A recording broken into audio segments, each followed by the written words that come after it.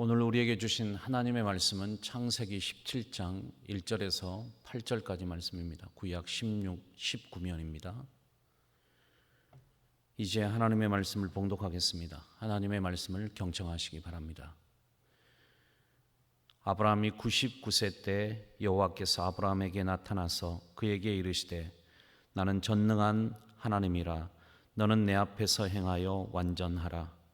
내가 내 언약을 나와 너 사이에 두어 너를 크게 번성하게 하리라 하시니 아브라함이 엎드렸더니 하나님이 또 그에게 말씀하여 이르시되 보라 내 언약이 너와 함께 있으니 너는 여러 민족의 아버지가 될지라. 이제 후로는 내 이름을 아브라함이라 하지 아니하고 아브라함이라 하리니 이는 내가 너를 여러 민족의 아버지가 되게 함이니라. 내가 너로 심히 번성하게 하리니 내가 내게서 민족들이 나게 하며 왕들이 내게로부터 나오리라. 내가 내 언약을 나와 너 및 내 대대 후손 사이에 세워서 영원한 언약을 삼고 너와 내 후손의 하나님이 되리라. 내가 너와 내 후손에게 내가 거류하는 이 땅 곧 가나안 온 땅을 주어 영원한 기업이 되게 하고 나는 그들의 하나님이 되리라. 아멘. 어떤 늘 부모의 속을 썩이는 그런 망나니 자식이 있었어요. 그날도 역시 이 아들이 늦게까지 친구들하고 술 먹고 이제 집에 돌아옵니다. 이미 고주망태가 되어버렸죠. 이미 잠들어 있는 부모 곁을 지나서 부모 누워 계시는 부모를 넘어가면서 노래를 부릅니다. 아리랑 아리랑 고개를 넘어간다. 나를 버리고 가시는 님 심리도 못 가서 발병난다. 그러니까 아버지가 버럭 소리를 지르면서 그렇게 얘기하더랍니다. 야 이놈아, 너 눈에 내가 아리랑 고개로 보이냐 그랬다는 거죠. 여러분, 우리가 이 이야기를 들으면서 웃을 수 없는 이유는 사실은 우리가 그 아들의 모습을 보면서 아버지의 모습을 떠올리게 됩니다. 과연 그 잘못이 진짜 아들에게만 있었을까? 어쩌면 이 이야기 속에 숨겨진 의도는 지금 아들이 이렇게 사는 것은 어쩌면 그 아버지가 젊었을 때 이 아버지도 역시 이 아들처럼 이런 때 그렇게 살아왔을지 모르겠다는 그런 생각을 해주기 때문이죠. 어쩌면 아들이 그렇게 된 것은, 그렇게 사는 삶은 어쩌면 아버지에게도 책임이 있을지 모르겠다, 그런 생각을 이야기를 들으면서 하게 됩니다. 여러분, 오늘 여러분은 여러분의 자녀에게 어떤 부모이십니까? 우리 자녀가 오늘 믿음으로 살지 못하는 이유가 무엇 때문이라고 생각합니까? 누구 때문이라고 생각해요? 사람들은 자식이 믿음의 사람이 되지 못하는 것을 그냥 자녀 책임으로 돌리는 경우가 많이 있습니다. 그런데 정말로 그럴까요? 성경은 창세기부터 요한계시록까지 공통적으로 강조하는 하나가 있습니다. 그건 그냥 제가 하나의 신뢰를 성도들에게 설명을 드리는 편이 더 좋겠다 생각이 듭니다. 성경 맨 처음 창세기를 읽어보면, 자, 우리의 인류의 조상인 아담과 하와가 선악과 따먹는 범죄를 저질렀잖아요. 그 범죄를 저질렀을 때 하나님은 범죄를 저지른 아담과 하와 가운데서 누구한테 먼저 찾아오셨을까요? 성경을 한번 보겠습니다. 창세기 3장 8절에서 9절 말씀. 그들이 그날 바람이 불 때 동산에 거니시는 여호와 하나님의 소리를 듣고 아담과 그의 아내가 여호와 하나님의 낯을 피하여 동산 나무 사이에 숨은지라. 여호와 하나님이 아담을 부르시며 그에게 이르시되 내가 어디에 있느냐? 자, 누구에게 먼저 하나님께서 질문했죠? 누구에게 먼저 찾아오셨죠? 누구한테 먼저 죄에 대한 책임을 물으려고 하나님이 찾아오셨죠? 아담에게 찾아왔다, 그 말입니다. 사실 죄를 먼저 지은 사람은 성경에 보면 하와입니다. 하와가 선악과 따가지고 자기 남편인 아담에게도 이걸 선악과를 먹였죠. 그렇게 보면 하와가 더 큰 책임이 있는 거예요. 어떻게 보면 더 큰 죄를 저지른 거예요. 그런데 성경에는 하나님께서 아담과 하와 가운데 누구에게 먼저 찾아오셨다고요? 아담한테. 누구에게 먼저 책임을 묻는 거예요? 아담한테 먼저 묻는 거예요. 여러분, 왜 그럴까요? 사실 이 선악과의 명령은 하나님께서 누구에게 먼저 주셨는가 하면 아담에게 먼저 주신 명령입니다. 성경은 우리들에게 줄곧 강조하는 것이 창세기에서부터 마지막까지 하나님의 말씀을 먼저 받은 자, 하나님의 말씀을 먼저 맡은 자, 그 사람의 책임이 굉장히 중요하다. 이 얘기를 성경의 많은 곳에서 하고 있어요. 자, 창세기에서도 이런 얘기 나옵니다. 우리 성경을 펼치면 출애굽기에 보면 이스라엘 백성들이 송아지 우상 만들어 놓고 절하는 엄청난 범죄를 저질렀을 때 하나님 이 백성을 살려주세요. 죄를 지었습니다. 고백했던 사람은 누구였는가 하면 모세였습니다. 사실 모세. 이스라엘 백성들이 가나안 땅에 들어갔어요.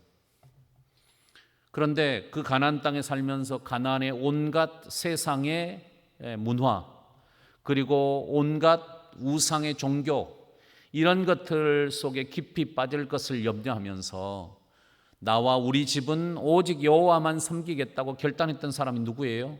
여호수아였어요. 예루살렘의 멸망을 내다보면서 그 거룩한 성이었던 예루살렘이 멸망받을 것을 바라보면서 눈물을 흘리면서 눈이 짓이겨지도록 슬퍼했던 사람은 누구였는가 하면 선지자 예레미야였어요. 자기가 세운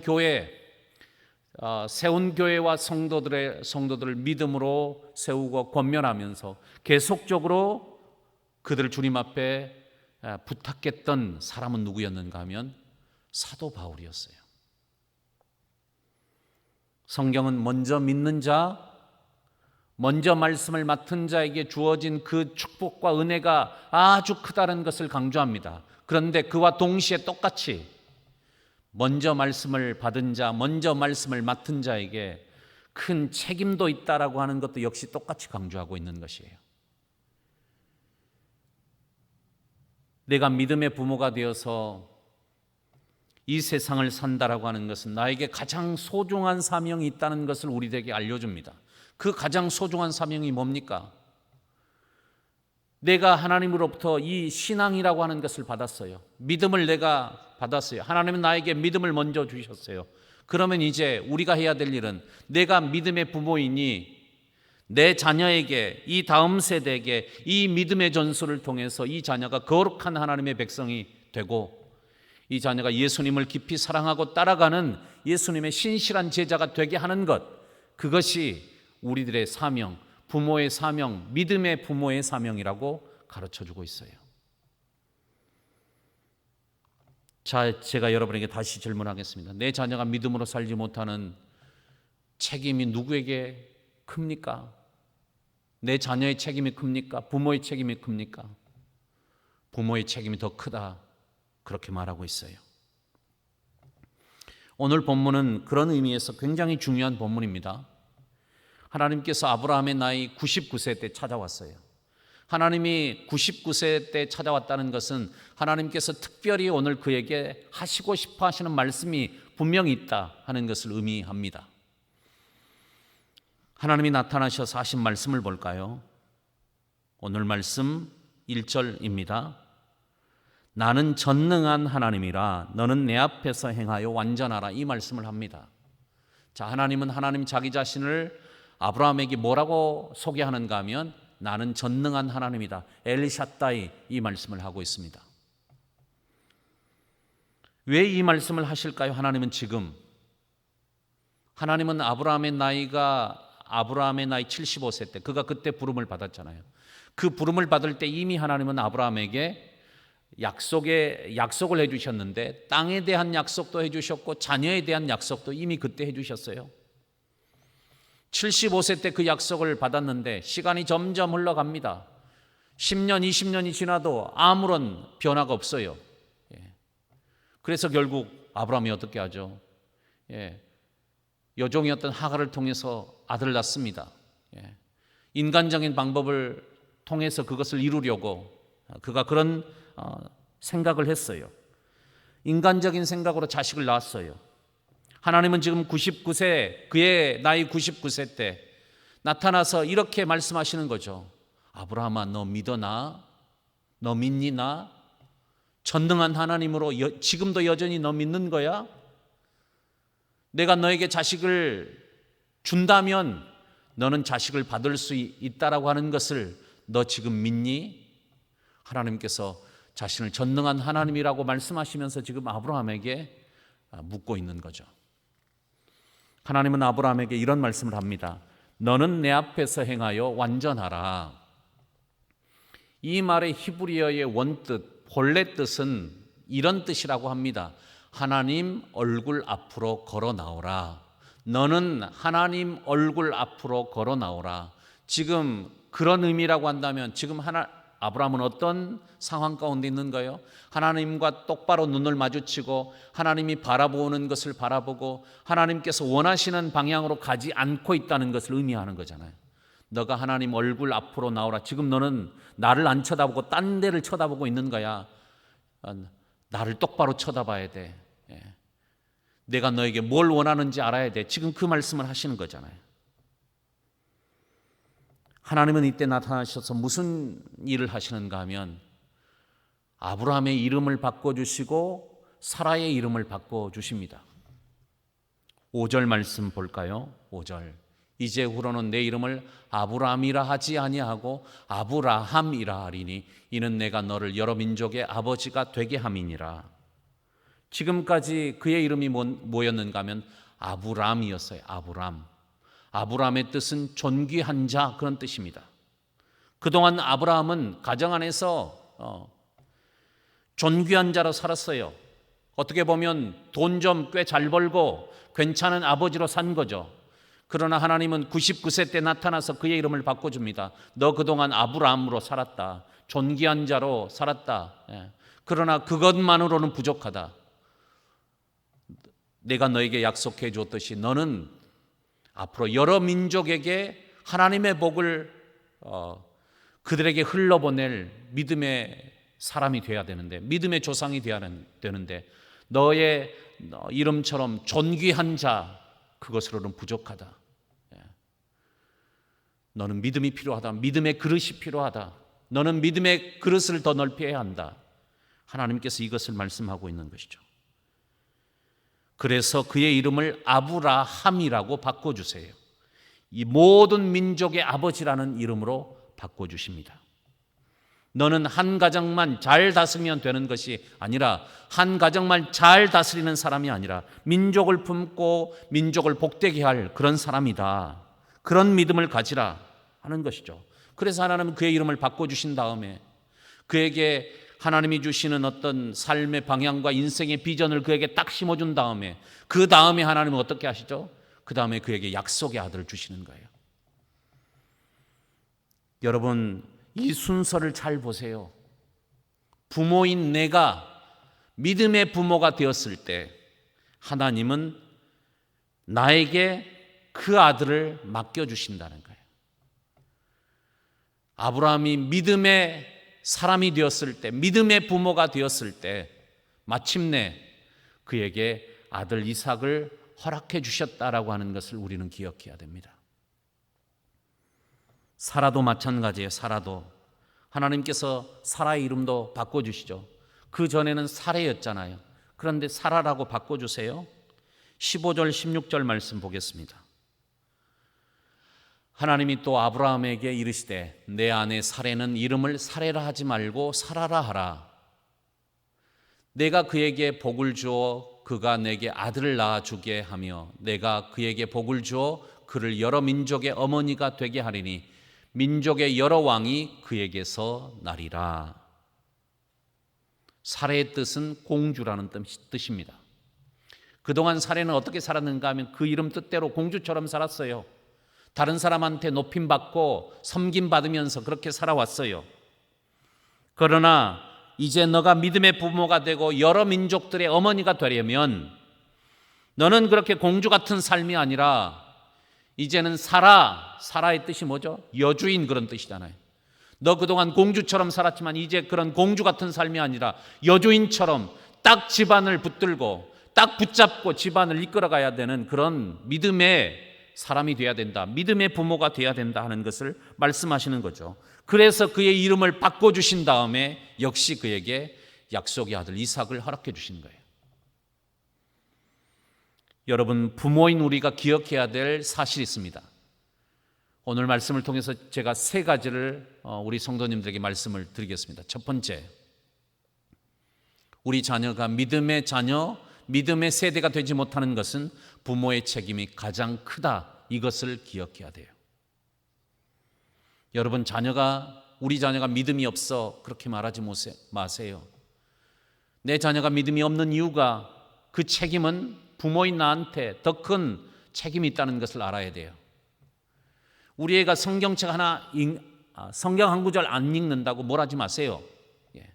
우리 애는 스마트폰밖에 몰라. 스마트폰 손에 못 놓고 중독된 애야. 그렇게 여러분 말하지 마세요. 그렇게 말하기 전에 내가 스스로 나는 과연 얼마만큼의 믿음을 가진 부모인가? 나는 성경책을 과연 하나님의 말씀을 얼마나 많이 읽나? 내가 이 하나님의 말씀을 공경하고 있는가? 이 아이한테 너 스마트폰 그만 봐라 그렇게 말하고 있지만 우리 스마트폰 너무 많이 보지 않아요? 부모인 우리들도 우리 너무 많이 보잖아요. 스마트폰 내려놓고 얼마나 성경책 우리 읽어요?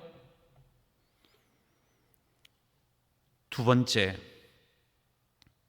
우리들의 가장 큰 문제가 뭔가 하면 신앙의 전수를 부모의 가장 큰 사명으로 여기지 않는다는 것입니다. 정말로 이것은 가장 큰 문제인 것 같아요. 우리 역시 생각해 보면 세상의 부모와 별반 다르지 않게 살고 있구나 하는 것을 느낍니다. 여러분, 오늘 여러분의 자녀에게 여러분은 어떤 것을 가장 소중한 가치로 가르치고 있나요? 혹시 우리도 역시 믿는 우리 역시 믿지 않는 세상 사람들과 똑같이 가장 중요한 것이 혹시 대학이라고 생각하지 않나요? 대학, 공부, 학원, 진학하는 것. 어떤 사람이 그런 얘기를 하더라고요. 요즘 세상 사람들에게 대학, 그 다음에 진학 이런 것들은 시민 종교래요. 시민 종교. 거의 종교화되다시피 했다는 거예요. 아주 신격화해버렸어요. 그냥 우리 자식이 좋은 대학 가는 것이 그냥 종교예요. 그것이 신이에요. 그게 하나님처럼 섬긴다는 거예요, 사람들이. 과연 세상 사람들은 그 대학 진학을 좋은 대학 들어가는 것을 종교처럼 여기고 있는데 믿음을 가진 우리 역시 그렇게 살고 있지 않는가 하는 것이에요. 정말로 나는 혹시 우리 자녀들한테 너 좋은 직장 가져야 된다. 좋은 배우자 만나야 된다. 출세해야 된다. 이런 것을 혹시 자녀들에게 가장 소중한 가치로 지금 가르치고 있는 것은 아닌가? 내게 있어서 신앙을 남기는 것을 나는 가장 중요한 부모의 가장 큰 사명으로 여기고 있는가? 정말로 우리는 생각해 봐야 돼요. 사람들이 신앙 전수를 가장 믿음의 부모에게서조차도 가장 소중한 가치로 여겨지지 않는 시대를 우리가 살고 있어서 그래요. 세 번째, 우리는 이 자녀의 신앙 교육을 교회 학교에 대부분 다 맡겨버렸어요. 우리 자녀의 신앙 교육의 일주일 시간, 우리 자녀가 세상 속에서 시간을 보내는 것 일주일 동안 168시간이라고 한다면 우리는 그 168시간 가운데서 주일 1시간을 신앙을 전수하는 그런 기회로 삼고 168시간 가운데서 1시간만 교회 보내면 이 자녀를 교회에 맡기면 이 자녀한테 신앙이 전수될 것이라고 하는 이 끊임없는 잘못된 시도를 계속해서 우리는 해왔어요. 지금까지. 여러분, 우리는 168시간 가운데서 이 아이를 1시간만 교회 보내고 나머지 167시간은 방치합니다. 멋대로 살아도 별로 상관하지 않아요. 제가 여러분 질문해 보겠습니다. 168시간 가운데 1시간 신앙교육하는 것으로서 우리 자녀가 믿음의 자녀가 될 수 있을까요? 불가능합니다. 그건 불가능합니다. 거의 불가능합니다. 여러분, 우리가 이 잘못된 신앙교육을 바로잡으려면 내가 가정에서 신앙의 교사가 돼야 돼요. 부모가 이 자녀에게 신앙을 가르치는 신앙의 교사가 돼야 돼요. 또 기독교 신앙교육이 단순히 교회만의 문제가 아니다. 교회 학교, 교사들의 문제가 아니라 이제는 교회와 가정이 함께 협력해야 되는 사역이 돼야 된다. 그럴 때 기독교 신앙교육이 제대로 이루어지는 거예요. 이걸 교회에다가만 맡겨도 안 돼요. 가정에서만 하려고 해서도 여러 가지 많은 어려움이 있어요. 기독교 신앙교육이 가정과 교회가 함께 협력해서 해나갈 때 그 목적을 이룰 수 있어요. 이제는 자녀의 신앙교육을 교회에다만 다 맡기면 안 됩니다, 여러분. 교회와 가정은 자녀의 신앙교육을 위해서 함께 해야 돼요. 교회는 이 부모들이 신앙교사가 되어서 자녀들에게 믿음을 교육할 수 있도록 계속적인 부모의 신앙교육을 교회가 담당해 줘야 되고, 그리고 이 부모들에게 신앙의 매뉴얼들을 계속해서 공급해 줘야 돼요. 이럴 때는 이렇게 자녀를 가르치라고 부모들에게 그런 매뉴얼들을 공급해 줄 수 있어야 돼요. 또 부모는 그런 모든 것들을 받아서 교회와 협력하면서 가정에서 자녀들의 믿음을 가르치는 신앙교사의 역할을 가정에서 부모들이 해야 돼요. 이제 말씀을 마치겠습니다. 우리 한국에 초기 선교사로 와서 평양신학교에서 설교학 등을 가르쳤던 선교사님이 계시죠. 곽알련 선교사님입니다. 이분이 이런 말을 했어요. 한국에 와서 평양신학교에서 실천신학을 가르치면서 한국교회 어떤 신앙의 교육의 현장을 바라보면서 참 선지자적인 얘기를 했다, 그런 생각을 합니다. 이분이 이런 말을 했어요. 주일학교는 그 부모의 가르치는 것을 보충하는 것이니 부모가 그 책임을 내려놓고 선생이 다 할 수 없다. 저 말을 곱씹어 보면 신앙의 교육, 주된 신앙의 교육은 누가 감당해야 되느냐? 부모가 감당해야 된다는 거예요. 가정에서 부모가 신앙의 교육을 주로 담당하고, 교회 학교는 보충이라는 거예요. 교회 학교는 거기에 대해서 조금 보충해 주는 역할이지, 교회 학교가 주된 가르침의 어떤 주체가 아니다 말하고 있어요. 그런데 우리는 이제 완전히 바뀌어버렸죠. 우리 자녀의 신앙교육의 주체는 그냥 교회 학교고 교회고, 우리는 가정에서 그저 돕는 자로 그렇게 살고 있다는 거예요. 아니라는 거예요. 위대한 설교자 그리고 목회자였던 존 웨슬리의 말을 통해서 우리는 부모의 신앙교육의 중요성을 다시 한번 깨닫게 됩니다.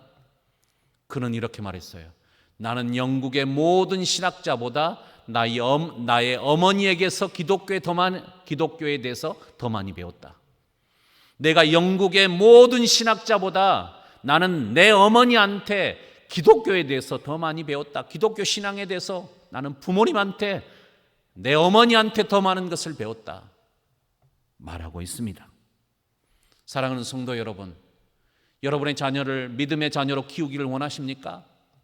그러면 여러분이 믿음의 부모가 되십시오. 여러분이 믿음의 사람이 되십시오. 여러분이 믿음의 부모가 되고 믿음의 사람이 될 때 우리의 자녀 역시 믿음의 사람이 될 줄 믿습니다. 기도하겠습니다. 하나님 아버지, 부모인 우리에게 너무나도 큰 사명을 주셨습니다. 내 자녀를 믿음으로 키우는 것, 이 신앙의 전수를 통해서 이 자녀가 이 세상의 가치와 문화를 이겨내는 거룩한 하나님의 백성으로 사는 것, 그것이 우리의 사명인데 우리는 이 사명을 망각하고 이 사명을 잘 다하지 못했습니다. 이제 새로운 마음으로 코로나로 인해서 새롭게 펼쳐지는 이 환경 속에서 아이들과 함께 더 많은 시간을 보내게 되고 더 많이 이들과 함께 신앙의 얘기를 나눌 수 있는 환경이 되었습니다. 하나님 아버지, 우리 모두가 믿음의 부모가 되어서 내 자녀에게 신앙을 남기고 갈 수 있는 저희들이 되게 하여 주시옵소서. 믿음의 자녀는 믿음의 부모에 의해서 생겨남을 우리는 다시 한번 깨닫고 내 자신이 믿음의 부모가 되므로 우리 자녀들도 믿음의 사람으로서 성장해 나갈 수 있도록 세워져 갈 수 있도록 하나님께서 우리 가정 가운데 복을 더하여 주시옵소서. 이 모든 말씀 예수님의 이름으로 기도하옵나이다. 아멘. 기도하겠습니다.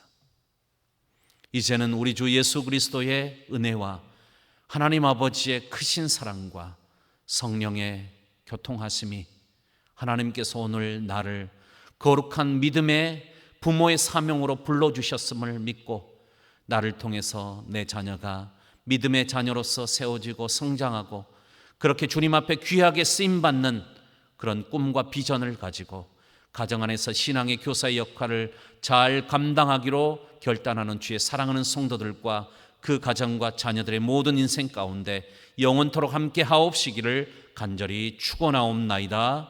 아멘.